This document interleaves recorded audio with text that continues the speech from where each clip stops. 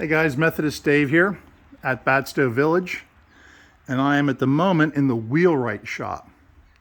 Now, as a farm, you need to be keeping all your equipment maintained so that you could do farming or you can do transportation.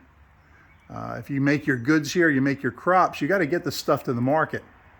And because this was an actual village where people lived here, there would be travelers coming and going. So this would be the Weelwright shop. They would work on wagons and such. And you can see here, there is a wheel. Looks like something that they're working on making a copy of or a restoration. You can see, let's see if I can get a better angle.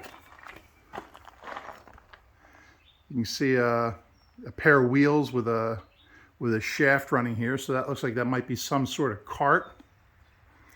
Right here, there's a bench that someone's making, and some of this is pretty fresh wood, so it looks like they may have a living historian here working sometimes to demonstrate how they used to do things. A little grinding wheel right there, some of the tools on the wall, workbench here. And you see that thing on top of the bench with two handles? That is a drill press. And you would turn both handles and that would get the drill running. And some of the other tools here. Now this is the Wheelwright shop.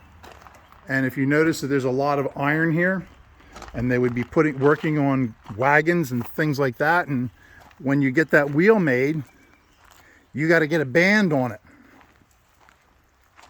So right next door to the Wheelwright shop is the Blacksmith shop. These two guys would be doing a lot of their work together. You can see here there's the forge, and you would have a pump bellows like this where somebody would pump it up and down, and that would get the heat going. Right there is as a hand crank bellows that you would turn the hand crank, and when the living historian is here, that's what he would be using. They'd have coal there. Actually, in the woods back in the day, they didn't have coal around here, so they would take wood and partially burn it and turn it into charcoal. And then charcoal would get hotter than regular wood. So they would use charcoal for the furnace, they would use charcoal for the blacksmith, and we're in the Pine Barrens here, so there's a lot of charcoal here. There's some anvils here that they would use to hammer out whatever it is that they're working. There's the blacksmith's vise, this cone right here. It's a big giant metal cone, and you would whack that down and you could spread things wider by hitting it on that, and that would just like work like a wedge. A lot of tools. And you have here some horseshoes.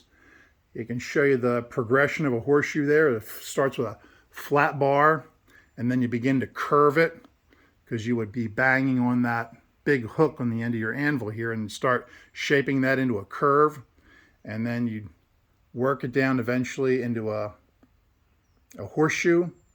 And here's fire tongs. He's making the fire tongs, so you can see he starts with a small piece of iron and begins to shape it. And as they beat on the handle, the metal would expand.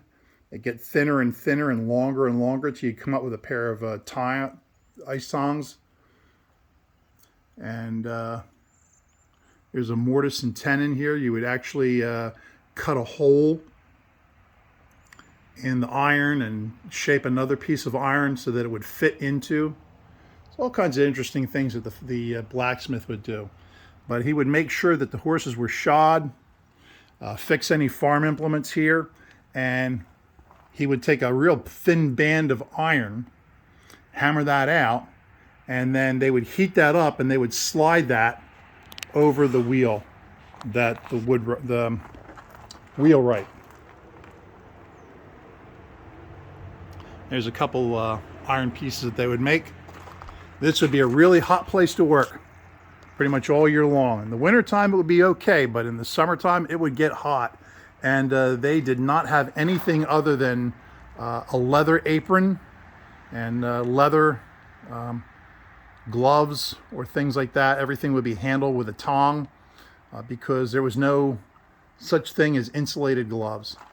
So you'd be working in conjunction with the hot steel all the time. Very dangerous, hard work. Okay, I will see you in the next video. Bye-bye.